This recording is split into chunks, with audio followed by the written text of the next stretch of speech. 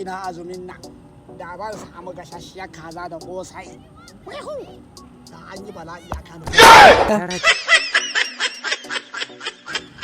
Kai ni yanzu yawwa Kano.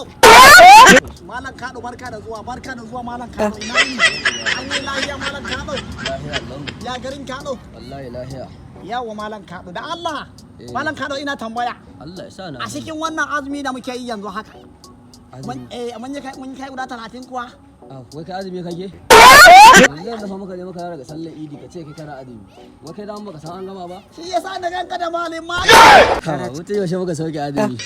Ai mu azumi an riga. An yi 30 ne. Tun yaushe ai wannan karan ma mai 40 akai.